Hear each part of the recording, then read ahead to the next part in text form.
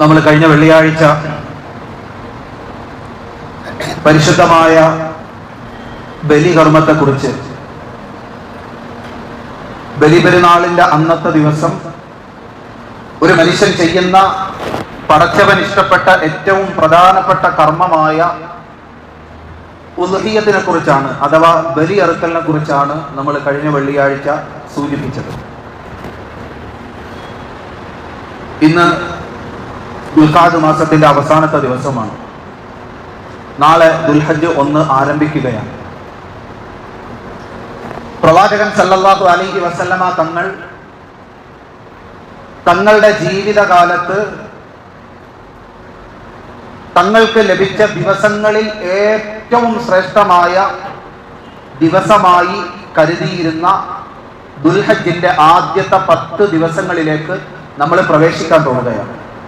ദുൽഹജ്ജ് 10ന്റെ അന്ന്, അഥവാ പെരുന്നാളിന്റെ അന്നാണ് നമ്മൾ ബലി അറുക്കുന്നത്. ബലി അറുക്കുക എന്നുള്ളത് മനുഷ്യന്റെ ആരംഭകാലം മുതൽ ഭൂമിയിൽ മനുഷ്യൻ വസിക്കാൻ തുടങ്ങിയ കാലഘട്ടം മുതൽ എല്ലാ മനുഷ്യരും, ഏത് മതത്തിൽപ്പെട്ടതാകട്ടെ, ഏത് വിഭാഗത്തിൽപ്പെട്ടതാകട്ടെ, ഭൂമിയുടെ ഏത് പ്രദേശത്ത് താമസിച്ചിരുന്ന മനുഷ്യരും പല കോലത്തിൽ, പല രൂപത്തിൽ, പല രീതിയിൽ, പല സാഹചര്യങ്ങളിൽ, പല നിലയിൽ അവര് ബലി അറുത്തിരുന്നു എന്ന് മനുഷ്യ ചരിത്രം പഠിക്കുന്ന സമയത്ത് നമുക്ക് മനസ്സിലാക്കാൻ സാധിക്കും. ലോകത്തിന്റെ ചരിത്രത്തിലേക്ക് നമ്മൾ തിരിഞ്ഞു നോക്കിക്കഴിഞ്ഞാൽ ലോകത്തിന്റെ എല്ലാ ഭാഗങ്ങളിലും ഏതെങ്കിലുമൊക്കെ നിലയ്ക്കുള്ള ബലികർമ്മങ്ങൾ ലോകത്ത് നടന്നിരുന്നു. മഹാനായ ആദ്യത്തെ പ്രവാചകനും ആദ്യത്തെ ഭൂമിയിലെ മനുഷ്യനുമായിരുന്ന ആദം അലൈഹിസ്സലാമിന്റെ ബലികർമ്മത്തെ കുറിച്ച് ഹദീസുകളിൽ കാണാൻ സാധിക്കും. ആദം പ്രവാചകന്റെ 2 മക്കൾ ഹാബീലും ഹാബീലും അവര് നടത്തിയിരുന്ന ബലികർമ്മത്തെ കുറിച്ച് പരിശുദ്ധമായ ഖുർആനും ബൈബിളും വിശദമായി പറയുന്നതായി നമുക്ക് കാണാൻ സാധിക്കും. ഹാബീലും ഹാബീലും അള്ളാഹുവിന്റെ മുമ്പിലേക്ക് ബലിയറുത്തതിനെ കുറിച്ചും ഒരാള് ആടിനെ അറുത്തതിനെ കുറിച്ചും പരിശുദ്ധമായ ഖുർആൻ നമ്മളോട് പറയുന്നു. മനുഷ്യകുലത്തിന്റെ 2ാം പിതാവ് എന്ന് ചരിത്രത്തിൽ അറിയപ്പെട്ടിരുന്ന മഹാനായ പ്രവാചകൻ നൂഹ് നബി അലൈഹിസ്സലാം, ബൈബിൾ പരിചയപ്പെടുത്തുന്ന നോഹ പ്രവാചകൻ, ഭൂമിയിൽ ഉണ്ടായ മഹാപ്രളയത്തിനൊടുവിൽ മനുഷ്യകുലം മുഴുവൻ നശിച്ച് ഒരു നൗകയിൽ, ഒരു കപ്പലിൽ അവശേഷിക്കുന്ന വിരലിലെണ്ണാവുന്ന മനുഷ്യർ മാത്രം ഭൂമിയിൽ ബാക്കിയാവുകയും അവര് മാത്രം രക്ഷപ്പെടുകയും അവരിലൂടെ മനുഷ്യകുലം 2ാമത് പുനർജനിക്കുകയും അതിജീവിക്കുകയും ചെയ്ത നൂഹ് നബി അലൈഹിസ്സലാമിന്റെ ചരിത്രം പരിശുദ്ധ ഖുർആൻ പറയുന്നുണ്ട് എങ്കിൽ നൂഹ് നബി അലൈഹിസ്സലാമും അദ്ദേഹത്തിന്റെ കൂട്ടത്തിലുണ്ടായിരുന്ന വിശ്വാസികളും ആ പ്രളയത്തിൽ നിന്ന് രക്ഷപ്പെട്ടതിന്റെ നന്ദിയായി ദൈവത്തിന്റെ മുമ്പിൽ, അള്ളാഹുവിന്റെ മുമ്പിൽ നന്ദിയായി ബലിയറുത്തു കൊടുത്തതായി ഹദീസുകളിൽ നമുക്ക് കാണാൻ സാധിക്കും. പിന്നെ അങ്ങോട്ട് വന്ന് ചരിത്രത്തിൽ മഹാനായ ഖലീലുല്ലാഹി ഇബ്രാഹിം നബി അലൈഹിസ്സലാം, തലമുറകളുടെ പിതാവ്, ഇന്ന് ലോകത്ത് നിലനിൽക്കുന്ന 3 സെമിറ്റിക് മതങ്ങളുടെയും പിതാവ് എന്നറിയപ്പെടുന്ന അബ്രഹാം പ്രവാചകൻ ഇബ്രാഹിം നബി അലൈഹിസ്സലാം, അദ്ദേഹം ബലികർമ്മം നടത്തിയതായി ചരിത്രത്തിൽ പരിശുദ്ധ ഖുർആനിൽ, ബൈബിളിൽ നമുക്ക് കാണാൻ സാധിക്കും. മൂസാ നബി അലൈഹിസ്സലാമിന്റെ കാലഘട്ടത്തിൽ ബനൂ ഇസ്രായേൽ ഒരു വലിയ പ്രശ്നത്തിൽ അകപ്പെട്ടു പോയപ്പോ ആ പ്രശ്നത്തിൽ നിന്ന് കരകയറാൻ, അതിന് പരിഹാരം ലഭിക്കാൻ ഒരു മൃഗത്തെ, ഒരു മാടിനെ ബലി കൊടുക്കാൻ അള്ളാഹുവിന്റെ കൽപ്പന അവരിലേക്ക് വന്നതിനെ കുറിച്ചും പരിശുദ്ധ ഖുർആൻ സൂചിപ്പിക്കുന്നുണ്ട്. ആ ബലി അറുത്തതിലൂടെ അവരുടെ പ്രശ്നത്തിന് പരിഹാരം കിട്ടിയതായി പരിശുദ്ധ ഖുർആൻ നമ്മളെ അറിയിക്കുന്നു.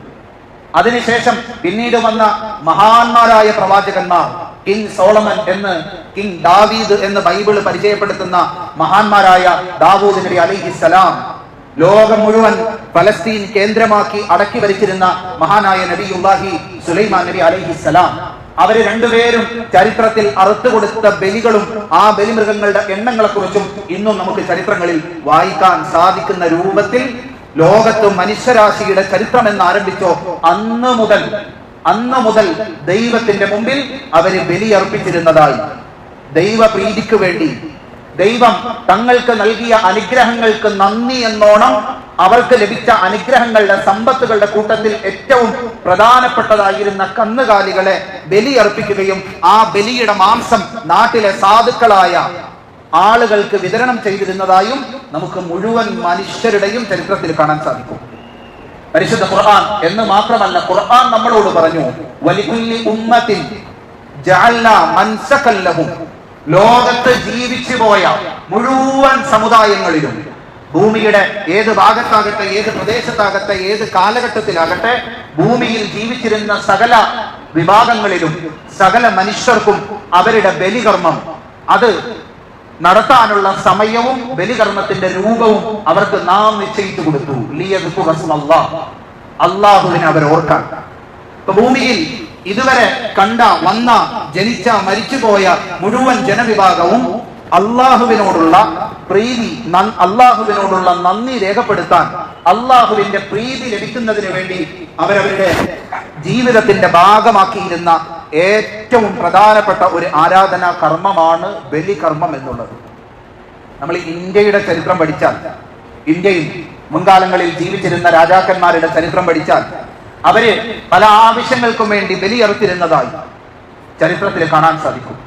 പ്രവാചകൻ സല്ലല്ലാഹു അലൈഹി വസല്ലമ തങ്ങൾ പരിശുദ്ധമായ ഇസ്ലാമുമായി മക്കയിലേക്ക് രംഗപ്രവേശനം ചെയ്യുന്നതിന് മുമ്പും മക്കയിലെ അവിശ്വാസികളായിരുന്ന ആളുകൾ അവര് കഅബയുടെ മുമ്പിലേക്ക് ഒട്ടകങ്ങളെ കൊണ്ടുവന്ന് നിർത്തിയിട്ട് ബലിയറുക്കുകയും ആ ബലിമൃഗത്തിന്റെ രക്തം അവരുടെ വിഗ്രഹങ്ങളുടെ മുകളിലേക്ക് ഒഴുക്കുകയും അതിന്റെ മാംസം വെറുതെ കളയുകയും ചെയ്തിരുന്നു എന്ന് ചരിത്രത്തിൽ കാണാൻ സാധിക്കും. ചുരുക്കത്തിൽ ബലികർമ്മം എന്നുള്ളത് എല്ലാ മനുഷ്യരും പുണ്യമായി കണ്ടിരുന്ന ഒരു മഹത്തായ ആരാധനാ കർമ്മമാണ്. പരിശുദ്ധമായ ഇസ്ലാമിനെ സംബന്ധിച്ചിടത്തോളം കേവലം ദൈവത്തിന്റെ പ്രീതിക്കും തൃപ്തിക്കും വേണ്ടി മാത്രം ഭൂമിയിൽ ജീവിക്കുന്ന, പരിശുദ്ധ ഖുർആൻ തന്നെ നിങ്ങളെ പോലെ ജീവനുള്ള ഒരു സമുദായമെന്ന് പരിചയപ്പെടുത്തിയ ഒരു മൃഗത്തെ കേവലമായ ഒരു ബലികർമ്മത്തിന് വേണ്ടി മാത്രം അറുക്കുക എന്നുള്ളത് പരിശുദ്ധ ഇസ്ലാം നിർദ്ദേശിച്ചിട്ടില്ല എന്ന് മാത്രമല്ല, അത് നിരോധിച്ചതുമാണ്. ബലികർമ്മം പുണ്യമായി തീരുന്നത് ഒന്ന്, ദൈവത്തിന്റെ തൃപ്തിക്ക് വേണ്ടി സ്വന്തം സമ്പത്ത് നൽകുന്നു, അതിനേക്കാൾ ഉപരി അന്നം കിട്ടാതെ പട്ടിണിയിലായി കഴിഞ്ഞുകൂടുന്ന ആയിരക്കണക്കിന് മനുഷ്യർക്ക് അന്നമായി മാറുന്നു. അവരുടെ വിശപ്പിന്റെ വേദനകളിലും യാതനകളിലും അവരുടെ മനസ്സിനെ തണുപ്പിക്കുന്ന, കുളിർപ്പിക്കുന്ന സന്തോഷമായി ആ ബലികർമ്മം മാറുന്നു എന്നുള്ളതാണ് പരിശുദ്ധ ഇസ്ലാം ബലിപെരുന്നാളിന്റെ ദിവസത്തിലെ ഉദ്ഹിയ്യത്ത് കൊണ്ട് ഉദ്ദേശിക്കുന്നത്. അല്ലാതെ കേവലം ഒരു മൃഗത്തെ അറുത്ത് അത് ബലിയാണ് എന്ന നിലയിൽ അതിനെ അങ്ങനെ തന്നെ ഉപേക്ഷിക്കലല്ല.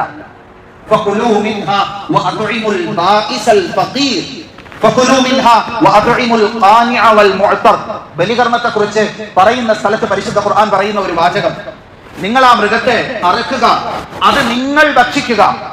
നിങ്ങളുടെ ഭക്ഷണമായിട്ട് മാത്രം ഒരു മനുഷ്യന് മറ്റൊരു മൃഗത്തെ കൊല്ലാൻ, അതിന്റെ ജീവൻ അപഹരിക്കാൻ ആ മൃഗങ്ങളുടെയും ആ മനുഷ്യന്റെയും സൃഷ്ടാവായ അല്ലാഹു തആല അനുവാദം തരുന്നത് ഭക്ഷണം എന്ന ആവശ്യത്തിന് വേണ്ടി മാത്രമാണ്. അല്ലെങ്കിൽ ഉപദ്രവമായാൽ, തന്റെ ജീവന് ഭീഷണിയായാൽ കൊല്ലാൻ അനുവാദമുണ്ട്, അതിനും പ്രത്യേകം നിയമങ്ങളുണ്ട്. അതല്ലാതെ ഒരു മൃഗത്തിന്റെ ജീവൻ എടുക്കാൻ അനുവാദം നൽകുന്നത് ആ മൃഗത്തെ ഭക്ഷണമായി ഉപയോഗിക്കാനാണ്. അല്ലാഹു തആല പറഞ്ഞു, ഫഖുലൂ മിൻഹാ വഅത്ഇമുൽ ബാഇസൽ ഫഖീർ. നിങ്ങളത് കഴിക്കണം. ദൈവത്തിന് വേണ്ടി അറുത്ത ബലിയാണെങ്കിലും അത് നിങ്ങൾ കഴിക്കണം. നിങ്ങളുടെ കൂട്ടത്തിൽ ദരിദ്രരായി ഒരു നേരത്തേക്ക് പോലും മാംസം വാങ്ങി കഴിക്കാനുള്ള ഗതിയില്ലാതെ കഴിയുന്ന ആളുകൾ, ഒരു നേരമെങ്കിലും തന്റെ ഭാര്യയ്ക്കും മക്കൾക്കും മാംസമെന്ന ഏറ്റവും മുന്തിയതായി കണക്കാക്കുന്ന ആഹാരം നൽകാൻ പാങ്ങില്ലാത്ത ദരിദ്രരായ മനുഷ്യർ നിങ്ങളുടെ ഇടയിൽ താമസിക്കുന്നുണ്ട്.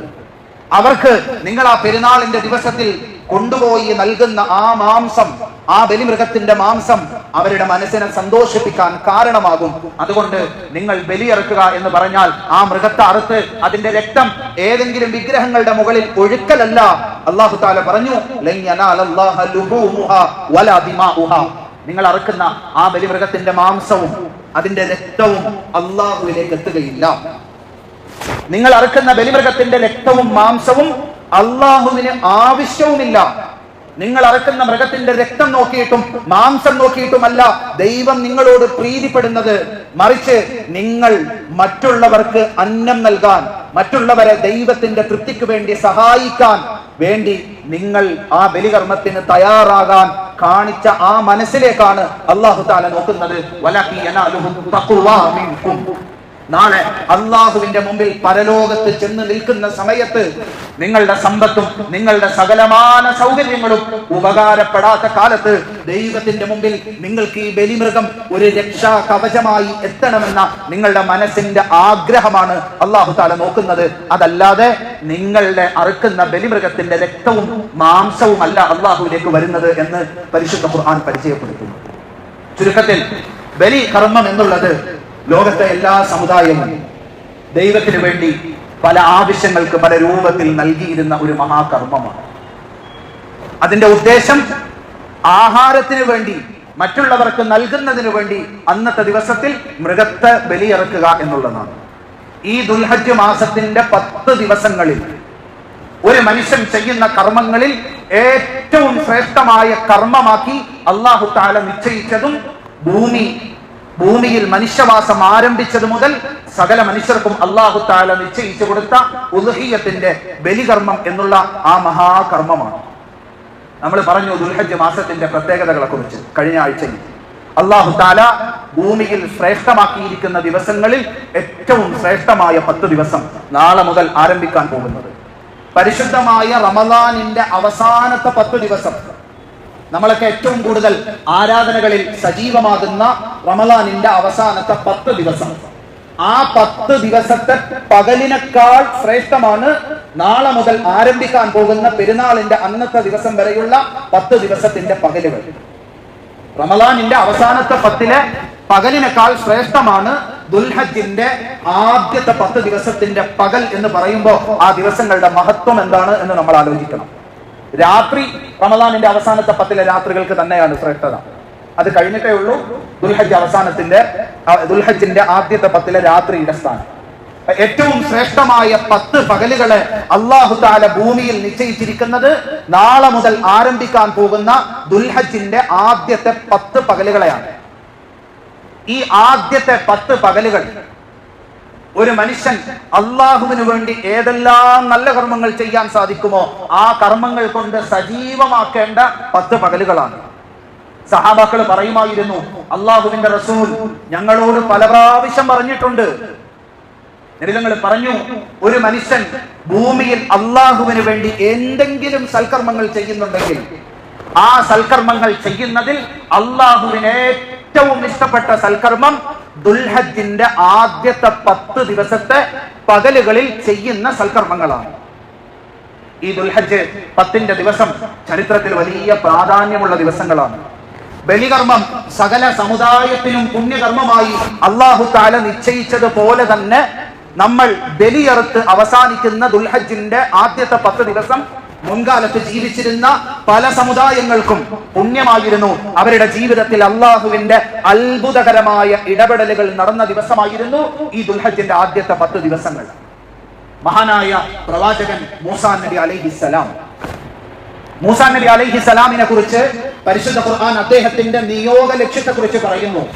ലോക ചരിത്രത്തിൽ ആദ്യമായി ഈജിപ്ത് രാജ്യം കേന്ദ്രമാക്കിക്കൊണ്ട് ലോക ചരിത്രത്തിൽ ആദ്യമായി ഒരു ഭരണാധികാരി സകല എതിർ ശബ്ദങ്ങളെയും അടിച്ചൊതുക്കിക്കൊണ്ട് ഏകാധിപതിയായി ചരിത്രത്തിലേക്ക്, മാനവ ചരിത്രത്തിലേക്ക് ആദ്യമായി കാലുകുത്തിയ സാക്ഷാൽ ഫിർഔനിനെ ഉന്മൂലനം ചെയ്യാനും അടിച്ചമർത്തപ്പെട്ട ജനങ്ങളെ ഉയർത്തെഴുന്നേൽപ്പിക്കാനും വേണ്ടി നിയോഗിക്കപ്പെട്ട, അത് നിയോഗ ലക്ഷ്യമായി ഭൂമിയിലേക്ക് അവതരിച്ച മഹാനായ മൂസാ നബി അലൈഹിസ്സലാം. ബൈബിൾ ക്രിസ്ത്യാനികളും യഹൂദികളും മോശെ പ്രവാചകൻ എന്ന് വിളിക്കുന്ന സാക്ഷാൽ മൂസാ നബി അലൈഹിസ്സലാം ലോക ചരിത്രത്തിൽ ആദ്യമായി മനുഷ്യകുലം കണ്ട ആദ്യത്തെ ഏകാധിപതിയിൽ നിന്ന് അടിച്ചമർത്തപ്പെടുന്ന ജനതയെ മോചിപ്പിക്കാൻ വേണ്ടി നിയോഗിക്കപ്പെട്ട പ്രവാചകൻ. ആ മൂസാ നബി അലൈഹിസ്സലാമിന്റെ ജീവിതത്തിൽ ഏറ്റവും പ്രധാനപ്പെട്ട വഴിത്തിരിവുകളിലൂടെയും സംഭവങ്ങളിലൂടെയും കടന്നുപോയത് ഈ ദുൽഹജ്ജ് മാസത്തിന്റെ 10 ദിവസത്തിലായിരുന്നു. ഇന്ന് നമ്മളൊക്കെ നമ്മളുടെ രാജ്യത്ത് ഒരു തെരഞ്ഞെടുപ്പിന്റെ ഫലം കേട്ട് അതറിഞ്ഞ് കുറച്ചൊക്കെ സന്തോഷത്തിൽ നമ്മളൊക്കെ ഇരിക്കുകയാണ്.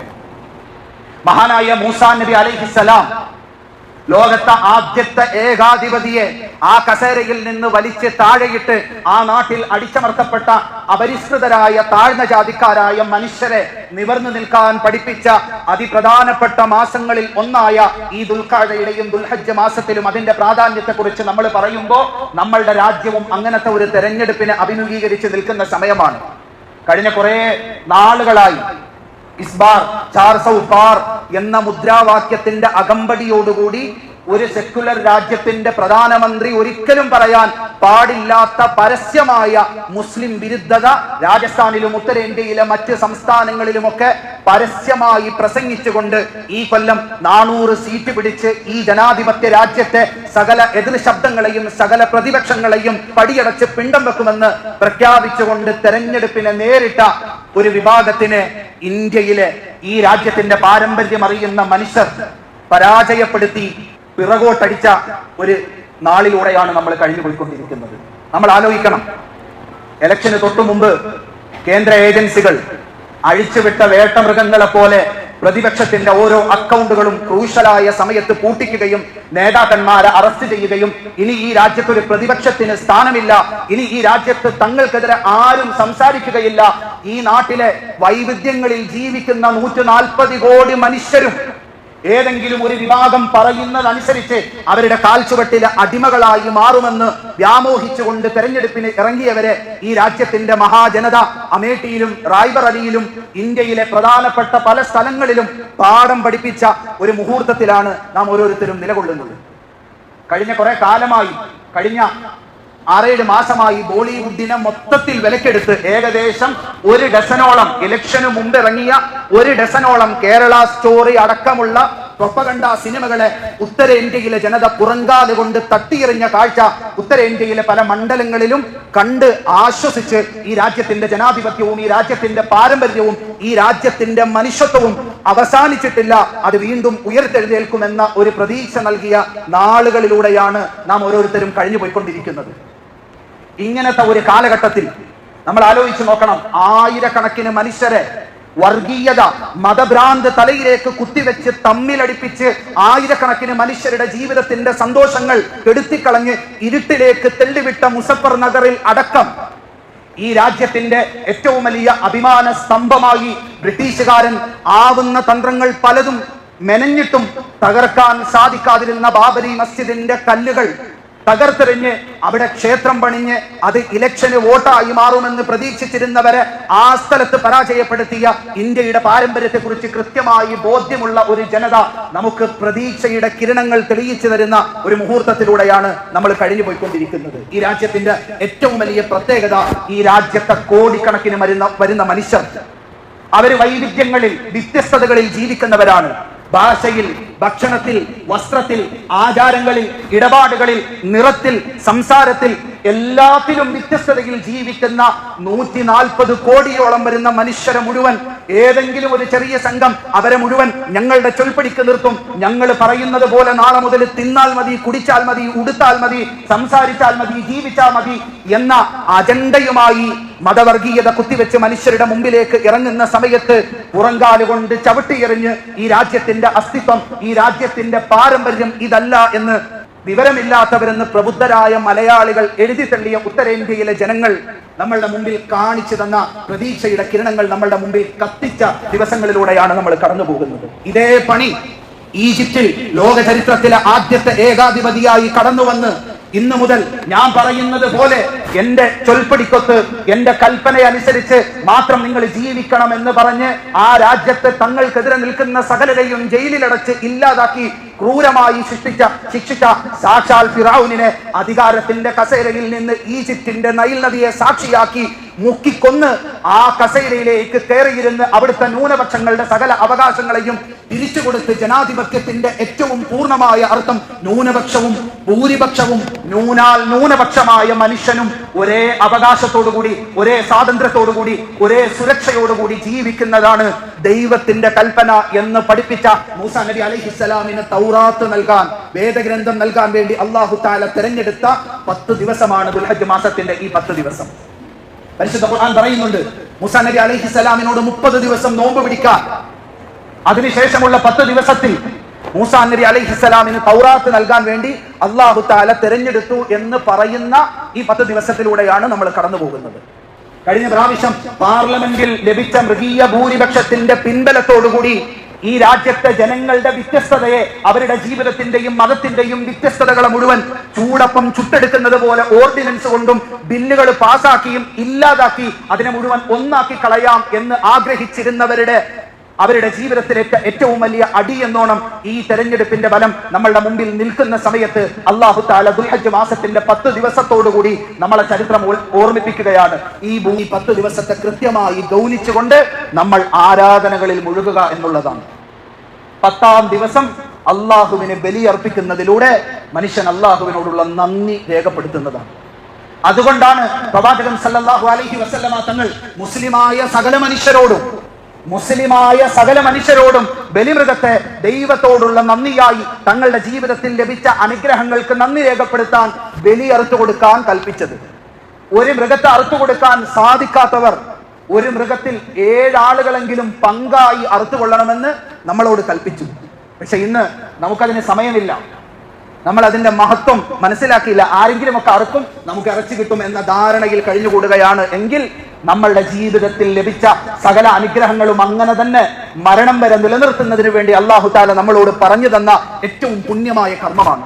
നമ്മൾ ഇന്ന് അനുഭവിക്കുന്ന, ആസ്വദിക്കുന്ന സകലതും നമ്മളുടെ ഭാര്യയും മക്കളും സന്താനങ്ങളും ബാപ്പയും ഉമ്മയും കൂട്ടുകാരും നമ്മളോട് ചേർന്ന് നിൽക്കുന്ന സകലരും നാളെ പരലോകത്ത് നമ്മളെ കണ്ട് ഓടി മറയുന്ന സമയം മനുഷ്യന്റെ ആർത്തി അതിന്റെ രൗദ്രഭാവം പൂണ്ട് അതിന്റെ ഏറ്റവും തീവ്രമായ നിലയിൽ ആരെങ്കിലും എനിക്കൊരു നന്മ തന്നിരുന്നെങ്കിൽ എനിക്ക് ഈ പരലോകത്ത് രക്ഷപ്പെടാമായിരുന്നു എന്ന ആർത്തിയോടെ മനുഷ്യൻ ഓടി നടക്കുന്ന സമയത്ത് അതിന്റെ രക്തവും മാംസവും എല്ലുകളുമായി അവന്റെ നന്മയുടെ ത്രാസിൽ ഭാരം കൂട്ടുന്നതിന് വേണ്ടി ഈ ബലിമൃഗത്തെ കൊണ്ടുവരപ്പെടുമെന്ന് പരിശുദ്ധ പ്രവാചകൻ സല്ലല്ലാഹു അലൈഹി വസല്ലമ തങ്ങൾ നമ്മളെ അറിയിച്ചു എങ്കിൽ അതിന്റെ മഹത്വം എത്രയായിരിക്കും.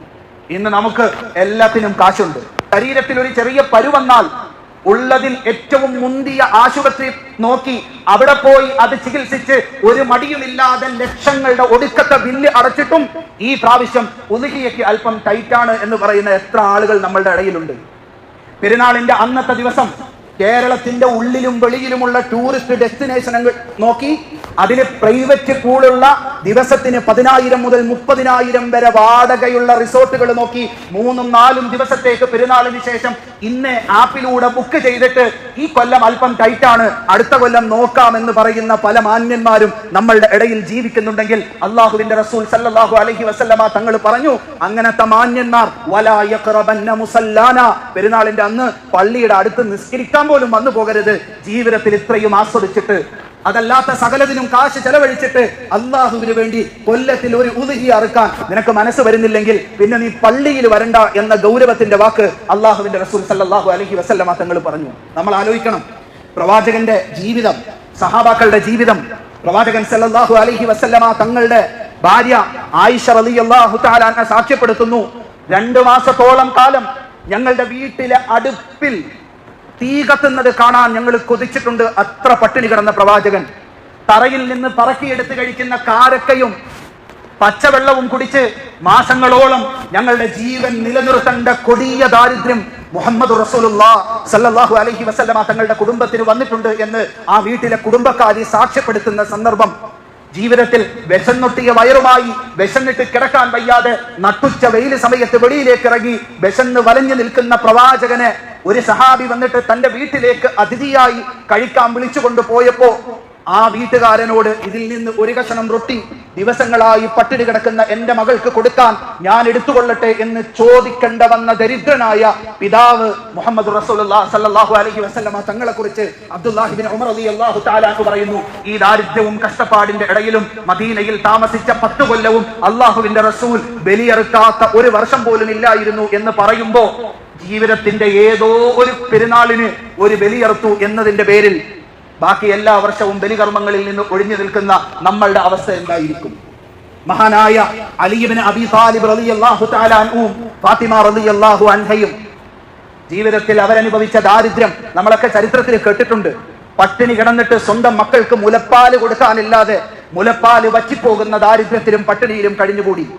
ഗർഭിണിയായിരിക്കുന്ന സമയത്ത് ഒരു റുമ്മാൻ പഴം കഴിക്കാൻ തന്റെ ഭാര്യയായ ഫാത്തിമ ആഗ്രഹം പറഞ്ഞിട്ട് അത് അന്വേഷിച്ച് പോയി കടം വാങ്ങി അത് തിരിച്ചു കൊണ്ടുവരുന്ന സമയത്ത് അതിനേക്കാൾ ദാരിദ്ര്യത്തിൽ കഴിയുന്ന ആരോ ചോദിച്ചപ്പോ കയ്യിൽ കൊടുത്തിട്ട് നിനക്ക് ഇതിനേക്കാൾ നല്ലത് അള്ളാഹു നാളെ പരലോകത്ത് തരുമെന്ന് പറഞ്ഞ് ഭാര്യയെ ആശ്വസിപ്പിക്കുന്ന, മദീനയിൽ താമസിക്കുന്നിടത്തോളം കാലം വാടക വീട്ടിൽ താമസിച്ചിരുന്ന അള്ളാഹുവിന്റെ റസൂലിന്റെ മരുമകനായ അലി ഇബ്നു അബീ താലിബ് റളിയല്ലാഹു തആല അൻഹുവിനെ കുറിച്ച് അദ്ദേഹത്തിന്റെ ശിഷ്യന്മാർ പറയുന്നു, ഞങ്ങളുടെ പ്രിയപ്പെട്ട ഉസ്താദ് അലി ഇബ്നു അബീ താലിബ് അദ്ദേഹത്തിന്റെ ജീവിതകാലത്ത് ഒരു പെരുന്നാളിന് പോലും 2 ബലിമൃഗത്തെ അറുക്കാതെ ഇരുന്നത് ഞങ്ങൾ കണ്ടിട്ടില്ല എന്ന് പരമദാരിദ്ര്യത്തിൽ നമ്മളുടെ നോട്ടത്തിൽ കഴിഞ്ഞിരുന്ന അലി ഇബ്നു അബീ താലിബ് റളിയല്ലാഹു തആല അൻഹു അറുത്തു കൊടുത്തു എങ്കിൽ പിന്നെ നമുക്കൊക്കെ എന്ത് ഒഴിവാണ് അള്ളാഹുവിന്റെ മുമ്പിൽ പറയാനുള്ളത്? നമുക്കൊക്കെ പിന്നെ എന്ത് ഒഴിവ് അള്ളാഹുവിന്റെ മുമ്പിൽ പറയാൻ സാധിക്കും? ഈ കടുത്ത ദാരിദ്ര്യം, ഈ കൊടിയ പട്ടിണി, ഈ ജീവിതത്തിന്റെ വിയർപ്പുമുട്ടലുകൾ ഒന്നും ഈ മഹത്തായ കർമ്മം ചെയ്യുന്നതിൽ നിന്ന് അവരാരെയും പിന്തിരിപ്പിച്ചിട്ടില്ല എന്ന് പറയുമ്പോ അനുഗ്രഹങ്ങളുടെ പുറത്ത് അനുഗ്രഹങ്ങളിൽ കഴിഞ്ഞുകൂടുന്ന എനിക്കും നിങ്ങൾക്കും നാളെ അള്ളാഹുവിന്റെ മുമ്പിൽ ബലിയറുത്ത് കൊടുക്കാത്തതിന്റെ പേരിൽ എന്ത് ന്യായം, എന്ത് കാരണം നമുക്ക് പറയാൻ സാധിക്കും? നമ്മൾ ആലോചിക്കേണ്ട വിഷയമാണ്.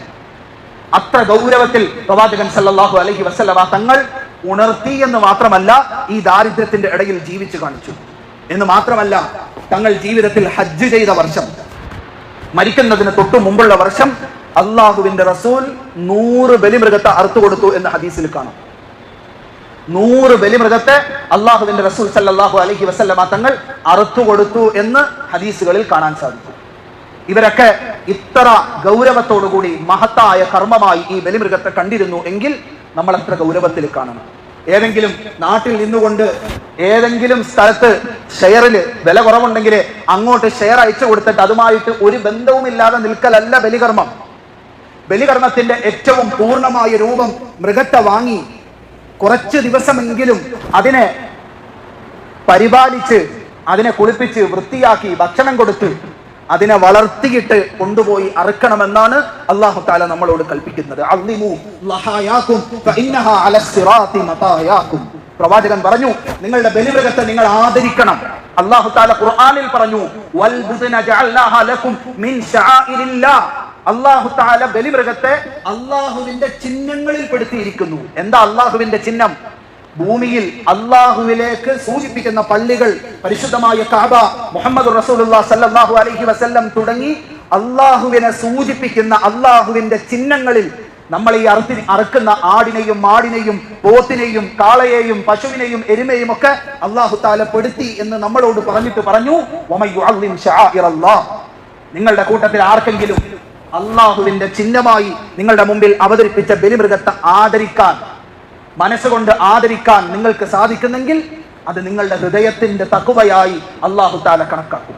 നമ്മൾ ഇന്ന് ഏതെങ്കിലുമൊക്കെ സ്ഥലത്ത് പള്ളിയിൽ നിന്ന് പിരിക്കാൻ ആള് വരുമ്പോ അവിടെ ഷെയർ കൊടുത്തിട്ട് നമുക്കൊരു ബന്ധവുമില്ല, പെരുന്നാളിന്റെ അന്ന് നേരത്തെ ഇറച്ചി വീട്ടിൽ കൊണ്ട് തരണമെന്നാണ് നമ്മളോട് പറയുന്നത്. അള്ളാഹുവിന്റെ റസൂൽ ഫാത്തിമ റളിയല്ലാഹു അൻഹയോട് പറഞ്ഞു, യാ ഫാത്തിമ ഖൂമി, ഫാത്തിമ മോളെ എഴുന്നേക്ക്, ഇന്നല്ലേ നിന്റെ ബലിമൃഗത്തെ അറുക്കുന്നത്, നീ അവിടെ പോയി നിന്ന ആ ബലിമൃഗത്തെ അറുക്കുന്നത് കാണ്, അതിന് സാക്ഷിയാക്. അതിന്റെ ആദ്യത്തെ തുള്ളി രക്തം ഭൂമിയിലേക്ക് വീഴുന്നതിന് മുമ്പ് നിന്റെ സകല പാപങ്ങളും അല്ലാഹു തആല പുറത്തു തരുമെന്ന് മകളായ ഫാത്തിമയെ പറഞ്ഞ് ബലിമൃഗത്തെ അറുക്കുന്ന സ്ഥലത്തേക്ക് വിട്ടെങ്കിൽ നമ്മളൊക്കെ വല്ലച്ചാരും ആരെങ്കിലും ഒക്കെ പള്ളിയിൽ കുറെ പറഞ്ഞു, ആളുകള് അത് നടത്തുന്നവർ കുറെ വിളിച്ചു ചോദിച്ചു, കുറെ നടന്നു. മെനക്കേട് ഒഴിവാക്കാൻ വേണ്ടി ഒരു ഷെയർ, ഏറ്റവും കുറഞ്ഞ ഷെയറിൽ കിട്ടുന്ന പോത്തുണ്ടോ എന്ന് നോക്കി ആ പോത്തിന്റെ ഷെയർ കൊടുക്കും. എന്നിട്ട് നമ്മൾ വീട്ടിലിരുന്ന് ഓർഡർ വിടും. അന്നത്തെ ദിവസം രാവിലെ ഇറച്ചി നേരത്തെ കൊണ്ട് തരണം, അന്നത്തെ ദിവസം പെരുന്നാളിന് വേറെ ഇറച്ചി മേടിക്കുന്നില്ല, അത് കിട്ടിയിട്ട് വേണം കറി വെക്കാനെന്ന് പറഞ്ഞ് ഓർഡർ ഇടുന്ന രൂപത്തിൽ ഉദ്ഹിയ ഇന്ന് പ്രഹസനമായി മാറിയിരിക്കുന്ന ഒരു കാലഘട്ടമാണ്. അങ്ങനെയല്ല, നമ്മളവിടെ ഹാജരായി നമ്മൾ അറുക്കണം. ഏറ്റവും കുറഞ്ഞത് ഒരു ആടിനെ ഒരാൾ അറുക്കുക എന്നുള്ളതാണ് ഉദ്ഹിയത്ത് ശരിയാകാനുള്ള ഏറ്റവും കുറഞ്ഞ അറിവ്. ഒരാടിനെ, ഇനി ഒരാൾ 5 ആടിനെ അറുത്താലും കുഴപ്പമില്ല, 10 ആടിനെ അറുത്താലും കുഴപ്പമില്ല, കൂലി കൂടുതൽ കിട്ടും. ഉദ്ഹിയ ശരിയാകണമെങ്കിൽ ഒരാള്, ഒരു കുടുംബം, ഒരു വീട്ടുകാരൊരാടെന്നല്ല, ഒരു വ്യക്തി ഒരാടിനെ അറുക്കലാണ് ഉദ്ഹിയ ശരിയാകാനുള്ള ഏറ്റവും കുറഞ്ഞ രൂപം. ആട് അല്ലാത്ത മൃഗങ്ങൾ, മാടുകൾ, പശു, പോത്ത്, എരുമ, കാള, അതേപോലെ ഒട്ടകം, ഈ മൃഗങ്ങളെല്ലാം 7 ആടിന്റെ സ്ഥാനത്താണ്. ഒരു പോത്ത് 7 ആടിന്റെ സ്ഥാനത്താണ്. അതുകൊണ്ട് തന്നെ 7 ആളുകൾ 7 ആടിനെ അറുക്കുന്നത് പോലെയാണ് 7 ആളുകൾ ഒരുമിച്ച് ഒരു പോത്തിനെയോ അല്ലെങ്കിൽ ഒരു ഒട്ടകത്തെയോ അറുക്കുന്നത്. അപ്പൊ അതുകൊണ്ട് ഒന്നെങ്കിൽ ഒറ്റയ്ക്ക് ഒരു ആടിനെ അറുക്കുക, അല്ലെങ്കിൽ 7 ആളുകൾക്ക് വേണ്ടി ഒരു പോത്തിനെ അറുക്കുക. നമ്മൾ പ്രത്യേകം ശ്രദ്ധിക്കണം, ഒരു പോത്ത് 7 ആളുകൾക്ക് വേണ്ടിയാണ്. 14 ആളുകൾ ചേർന്നിട്ട് 2 പോത്തിനെ മേടിച്ച് അറുത്താല് ആരുടെയും ഉദ്ഹിയ ശരിയാവില്ല. 7 ആളുകൾ ആരൊക്കെയാണ് ഈ പോത്തിന്റെ ആളുകളെന്ന് അറുക്കുന്നതിന് മുമ്പ് കൃത്യമായി നിശ്ചയിച്ചിരിക്കണം. നമ്മൾ 14 ആളുകളുടെ കാശ് വാങ്ങി 2 പോത്തിനെ കൊണ്ടുവന്ന് അറുത്താൽ ശരിയാവില്ല. ഒരു പോത്തിന് എത്ര രൂപയാണോ അതിനെ 7 ആയിട്ട് ഡിവൈഡ് ചെയ്യുന്നതാണ് ഒരു ഷെയർ. പല സ്ഥലത്തും മൊത്തത്തിൽ ഒരു ഷെയർ അങ്ങ് നിശ്ചയിച്ചിട്ട് 10ഉം 15ഉം പോത്തിനെ വാങ്ങിയിട്ട് അറുക്കുകയാണ്. ഒരു ഉദ്ഹിയത്ത് പോലും ശരിയാവില്ല. ഒരു പോത്തിനെ അറക്കുകയാണെങ്കിൽ 7 ആടിനെ അറക്കുന്ന സ്ഥാനത്താണ്. അതുകൊണ്ട് ഓരോരുത്തരുടെയും ഓഹരി, ഓരോരുത്തരെയും ആട് ഏതാണെന്ന് കൃത്യമായി അറിയുന്നത് പോലെ 7 ആളുകളുടെ പോത്ത് ഏതാണെന്ന് കൃത്യമായി അറിഞ്ഞിരിക്കണം. പിന്നെ പല സ്ഥലത്തും ചെയ്യുന്നത്, നമ്മൾ ഈ ചിട്ടിയിലൊക്കെ ചേരുന്ന സമയത്ത് 10,000 രൂപയുടെ ചിട്ടിയാണെങ്കിൽ നമുക്ക് അടയ്ക്കാൻ പറ്റിയില്ലെങ്കിൽ നമ്മൾ ഒരാളെ ഷെയറിന് പിടിക്കും. ഞാൻ 5000, നീയും 5000 ഇട്, അങ്ങനെ 10,000 കൊടുക്കാമെന്ന് പറഞ്ഞിട്ട് 2 പേരൂടെ ചേർന്നിട്ട് ഒരു ഷെയർ വാങ്ങും. അത് ഉദ്ഹിയയിൽ പറ്റൂല. അത് ഉദ്ഹിയയിൽ അങ്ങനെ പറ്റൂല. അല്ലെങ്കിൽ ഒരു വീട്ടുകാർക്ക് വേണ്ടി, വീട്ടില് 3 മക്കളുണ്ടെങ്കിൽ 3 പേരൂടെ കാശിട്ടിട്ട് ഞങ്ങളുടെ 3 പേരുടെയും കൂടെ ആണെന്ന് പറഞ്ഞിടും. അതും പറ്റൂല. ഒരാൾക്ക് ഒരു ആട് എന്നുള്ളതാണ് കണക്ക്. 7 ആടിന്റെ സ്ഥാനത്താണ് മാടുകളും ഒട്ടകവും. അതുകൊണ്ട് ഒരു പോത്തിനെ അറുക്കുന്നവർക്ക് മാക്സിമം 7 ആളുകൾക്ക് അതിൽ ഷെയർ ചേരാം എന്നുള്ളതാണ് ഉദ്ഹിയത്തുമായി ബന്ധപ്പെട്ട് അടിസ്ഥാനപരമായി നമ്മൾ മനസ്സിലാക്കിയിരിക്കേണ്ട കാര്യം. ഒറ്റ കാര്യം കൂടെ പറയാനുള്ളത്, മരണപ്പെട്ടു പോയ ആളുകൾക്ക് വേണ്ടി നമ്മൾ അറുത്തു കൊടുക്കാറുണ്ട്. അത് പറ്റൂല. അത് അനുവദനീയമാകണമെങ്കിൽ ജീവിതകാലത്ത് അവർ വസിയ്യത്ത് ചെയ്തിരിക്കണം, എങ്കിൽ അറുത്തു കൊടുക്കാം. അതും ഒരു പ്രാവശ്യം അറുത്തു കൊടുക്കുന്നതോടുകൂടി ആ വസിയ്യത്ത് കഴിയും. മരിച്ചവർക്ക് വേണ്ടി എന്ന നിലയിൽ നമ്മൾ അറുത്താൽ അത് ഉദ്ഹിയത്ത് ശരിയാവില്ല. മരിച്ചവർക്ക് വേണ്ടി അറുക്കാം, അവർ മരിക്കുന്നതിന് മുമ്പ് നമ്മളോട് പറഞ്ഞെങ്കിൽ. എന്നാലും ഒറ്റ പ്രാവശ്യമേ അത് പറ്റൂ. അതോടുകൂടി അതിന്റെ വാലിഡിറ്റി കഴിഞ്ഞു. പിന്നെ നമുക്ക് ചെയ്യാം, നമ്മൾ അറുത്തിട്ട് അല്ലാഹുവേ ഇതിന്റെ കൂലി മരണപ്പെട്ടു പോയ എന്റെ വാപ്പയുടെയും ഉമ്മയുടെയും ഖബറിലേക്ക് എത്തിച്ചു കൊടുക്കണമേ എന്ന് പ്രാർത്ഥിക്കാം. അല്ലാതെ അവരുടെ പേരിൽ ഷെയർ ചേരാനും അറുത്തു കൊടുക്കാനും പറ്റുകയില്ല. അപ്പൊ ഇതാണ് ഉദ്ഹിയയുമായി ബന്ധപ്പെട്ട അടിസ്ഥാനപരമായിട്ട് നമ്മൾ മനസ്സിലാക്കിയിരിക്കേണ്ട കാര്യം. ഇത്രയും പ്രധാനപ്പെട്ട ഇബാദത്താണ്. അല്ലാഹു തആല ആ ഇബാദത്തിൽ നാം ഓരോരുത്തർക്കും പങ്കുചേരാൻ ഭാഗ്യം തന്ന് അനുഗ്രഹിക്കുമാറാകട്ടെ.